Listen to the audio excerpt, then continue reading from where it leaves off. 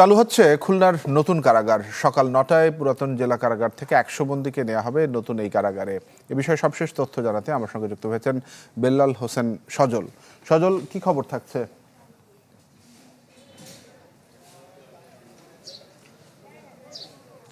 আর কিছুক্ষণের মধ্যেই এইখান থেকে পুরাতন যে জেলা কারাগার রয়েছে সেখান থেকে ১০০ বন্দীকে নেওয়া হবে নতুন কারাগারে। সেজন্য কিন্তু আনুষ্ঠানিকতা সেটি কিন্তু চলছে। আমরা দেখেছি ইতিমধ্যে যে এখানে যে ভ্যানগুলো সেগুলো রাখা হয়েছে, পাশাপাশি র্যাব এবং নৌবাহিনীর সদস্যরা এসেছেন। এবং RICL TMX, যুগের পর যুগ স্থাপনা থাকে মজবুত।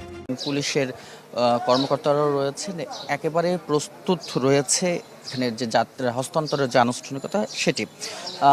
বলা যায় যে প্রায় ১৪ বছরের যে অপেক্ষা, সেই অপেক্ষার অবসান ঘটিয়ে আজ খুলনার যে নতুন কারাগার তার দরজা খুলতে যাচ্ছে। এবং জনবল সংকটের কারণে বর্তমানে ১০০ বন্দীকে এখান থেকে হস্তান্তর করা হবে এবং সেজন্য কিন্তু নানা ধরনের যে আনুষ্ঠানিকতা সেটি চলছে। এই মুহূর্তে ৯টায় হস্তান্তর শুরু হওয়ার কথা থাকলেও এখনও আমরা দেখেছি যে কিছু কার্যক্রম বাকি রয়েছে বিধায় নিতে পারেননি। তবে বাইরে যে প্রিজন ভ্যানগুলো সেগুলো তো রাখা হয়েছে। দুটি প্রিজন ভ্যানে ২৫-৫০ জন, পরবর্তীতে আরও ৫০ জন, মোট ১০০ জন বন্দীকে এখান থেকে নতুন কারাগারে নেওয়া হবে। এবং এই কারাগারটির যদি কথা বলি, প্রায় ১১৩ বছরের পুরাতন, প্রায় ১৯১২ সালে নির্মিত এই কারাগারে ৬৭৮ জন বন্দীর যে ধারণ ক্ষমতা। তবে আজকের দিনেও এখানে প্রায় ১৩৯৪ জন, প্রায় দ্বিগুণেরও অধিক যে বন্দী সেটি রয়েছে। এবং নতুন কারাগারটির কথা যদি বলি, সেটি কিন্তু ২০১১ সালে নির্মাণ কাজ শুরু হয়।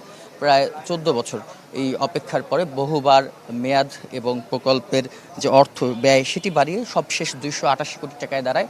সেই প্রকল্পের আজকের যে নতুন কারাগার সেটিকে হস্তান্তর করা হচ্ছে এবং আনুষ্ঠানিক যে উদ্বোধন সেটি কিন্তু কয়েকদিন পরে হবে। এখন এই মুহূর্তে সেখানে ২০০০ বন্দির যে ধারণ ক্ষমতা থাকলেও বর্তমানে কিন্তু লোকবল সংকটে ১০০ জন বন্দীকে নেওয়া হচ্ছে। এবং যেটি বলা হচ্ছে, নতুন কারাগারটি শুধুমাত্র যে বন্দীদের শাস্তির জন্য নয়, সংশোধনের। বুঝতে পেরেছি সজল, ধন্যবাদ আপনাকে আমাদের সঙ্গে যুক্ত হওয়ার জন্য।